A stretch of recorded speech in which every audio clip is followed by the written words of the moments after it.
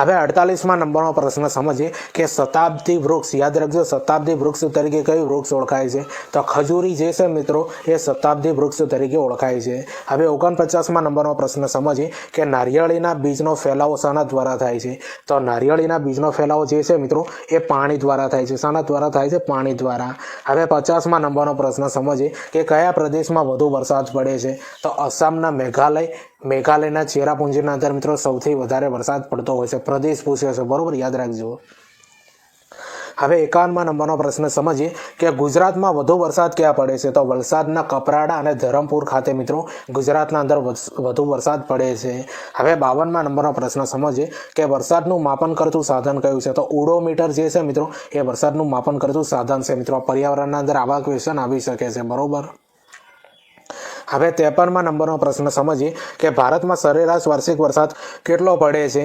તો 118 લઈને 120 સેમી જેટલો મિત્રો ભારતના અંદર સરેરાશ વરસાદ પડતો હોય છે.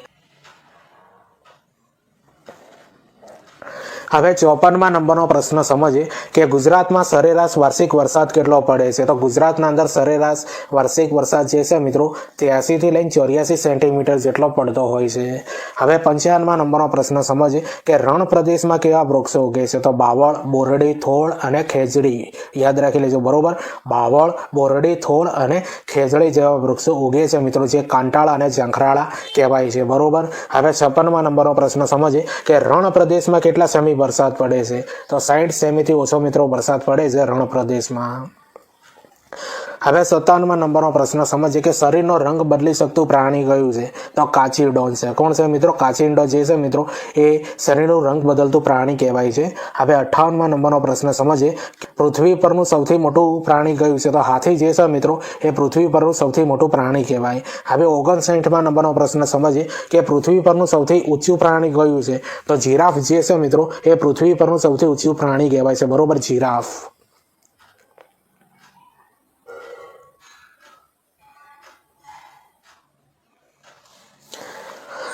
હવે 60મા નંબરનો પ્રશ્ન સમજીએ કે પ્રાણી વિજ્ઞાનના જનક કોણ છે? તો પ્રાણી વિજ્ઞાનના જનક મિત્રો એરિસ્ટોટલ છે. કોણ છે? એરિસ્ટોટલ. હવે 61મા નંબરનો પ્રશ્ન સમજીએ કે રાત્રે જાગનાર પ્રાણીઓ વસ્તુને કયા કયા રંગોમાં જોઈ શકે છે? તો જો મિત્રો રાત્રે જે જાગતા હોય ને પ્રાણીઓ મિત્રો એ વસ્તુને કયા કયા રંગના અંદર જોઈ શકે છે? કાળા અને સફેદ રંગના અંદર જોઈ શકે છે, બરોબર.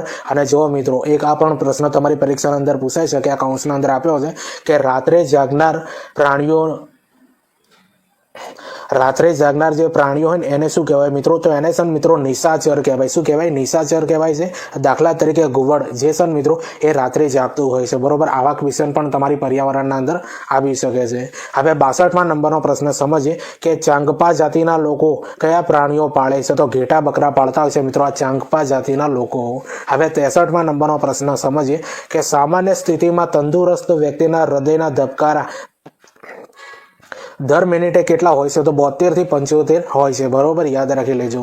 હવે 64મા નંબરનો પ્રશ્ન સમજીએ કે મનુષ્યનું હૃદય કેટલા ખંડમાં વહેંચાયેલું છે? તો 4 ખંડના અંદર વહેંચાયેલું છે મિત્રો આ મનુષ્યનું હૃદય, બરોબર. કેટલા ખંડમાં? 4 ખંડમાં.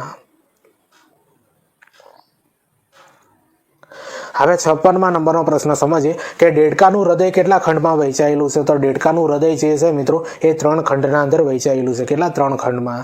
હવે 66મા નંબરનો પ્રશ્ન સમજીએ કે વંદાનું હૃદય કેટલા ખંડમાં વહેંચાયેલું છે? તો 13 ખંડના અંદર મિત્રો આ વંદાનું હૃદય જે છે મિત્રો એ વહેંચાયેલું છે, બરોબર, 13 ખંડમાં. હવે 67મા નંબરનો પ્રશ્ન સમજીએ કે મગરનું હૃદય કેટલા ખંડમાં વહેંચાયેલું છે? તો 4 ખંડના અંદર મિત્રો આ મગરનું હૃદય જે છે ને મિત્રો એ વહેંચાયેલું છે. મિત્રો આ બધા પ્રશ્નો છે ને એ ટેટ 1ના અંદર અગાઉ પણ પૂછાયેલા છે, જોઈ લેજો તમે પેપર ઉઠાવીને. હવે 68મા નંબરનો પ્રશ્ન સમજીએ કે હૃદયના ધબકારા માપવા માટે કયું સાધન વપરાય છે? તો ટેથોસ્કોપ. યાદ રાખી લેજો મિત્રો આ ટેથોસ્કોપ જે છે મિત્રો હૃદયના ધબકારા માપવા માટેનું સાધન છે. હવે 69મા નંબરનો પ્રશ્ન સમજીએ કે હાથીએ મોટેથી કરેલા અવાજને શું કહેવામાં આવે છે? તો ચિંગાડ કહેવાય. શું કહેવાય? ચિંગાડ. હવે 70મા નંબરનો પ્રશ્ન સમજીએ કે હાથી સંરક્ષણ પરિયોજના કઈ સાલમાં અંદર લાગુ થઈ? તો 1992ના અંદર. યાદ રાખી લેજો 1992માં.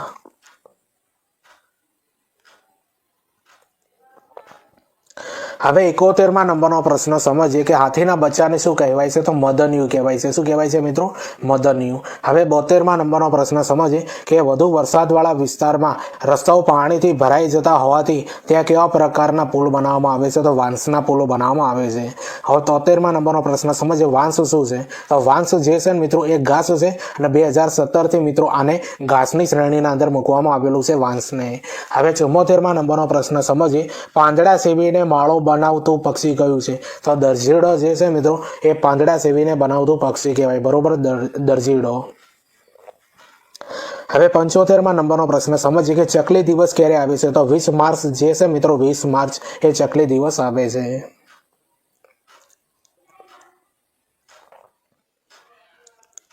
હવે 74માં નંબરનો પ્રશ્ન સમજીએ કે સૌથી મોટું એવિયર, યાદ રાખજો મિત્રો, સૌથી મોટું એવિયર ગૃહ એટલે પક્ષી ગૃહ કયું છે? તો ઇન્દ્રોડા પાર્ક ગાંધીનગરમાં આવેલું છે.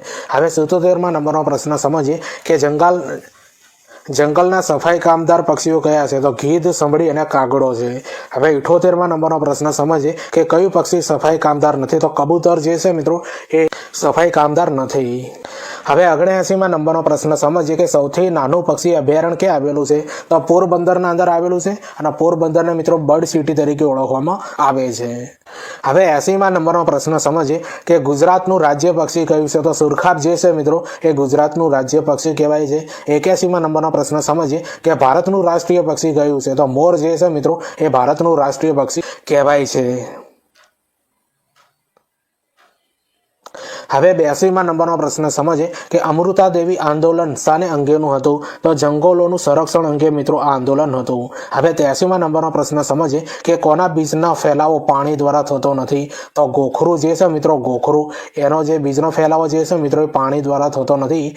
તો ગોખરુંનો મિત્રો ફેલાવો શાના દ્વારા થાય છે? મિત્રો એ કૌંસના અંદર આપ્યું છે કીટક પ્રાણી દ્વારા થતો હોય છે. બરોબર, કીટકો અને પ્રાણીઓ દ્વારા મિત્રો આ ગોખરુંનો ફેલાવો થતો હોય છે. હવે 85માં નંબરનો પ્રશ્ન સમજીએ કે પાણી દ્વારા થતો બીજનો ફેલાવો કોનો થાય છે? તો કમળ, રજકો અને તકમરિયા. યાદ રાખી લેજો મિત્રો, તકમરિયા, રજકો અને કમળ આ બધા જે છે ને એમનો પાણી દ્વારા બીજનો ફેલાવો થાય. હવે 85માં નંબરનો પ્રશ્ન અને ખૂબ મહત્વનો પ્રશ્ન છે કે પાણી દ્વારા થતો બીજનો ફેલાવો એને શું કહેવાય મિત્રો? તો હાઇડ્રોફિલી કહેવાય. શું કહેવાય? હાઇડ્રોફિલી. હવે 86માં નંબરનો પ્રશ્ન સમજીએ કે પવન દ્વારા થતો બીજનો ફેલાવો એને શું કહેવાય છે મિત્રો? એને એનિમોફિલી કહેવાય. શું કહેવાય? એને એનિમોફિલી કહેવામાં આવે છે.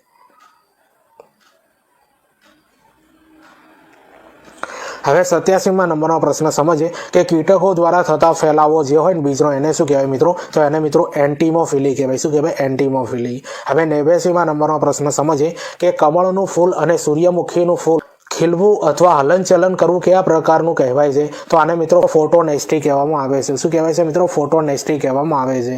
હવે 90માં નંબરનો પ્રશ્ન સમજીએ કે ફૂલની પાંખડીઓની અંદર પાતળા ભાગને અડતા રજકણો જેવો ચોંટે તેને શું કહેવાય છે? તો મિત્રો આને છે મિત્રો પરાગરજ કહેવાય. શું કહેવાય? પરાગરજ. હવે 91માં નંબરનો પ્રશ્ન સમજીએ કે દૂષિત પાણી પીવાથી કયા રોગો થાય છે? તો કોલેરા, ટાઇફોઇડ, મરડો, કમળો અને અતિસાર આ બધા રોગો જે છે ને મિત્રો એ દૂષિત પાણી પીવાથી થતા રોગો છે.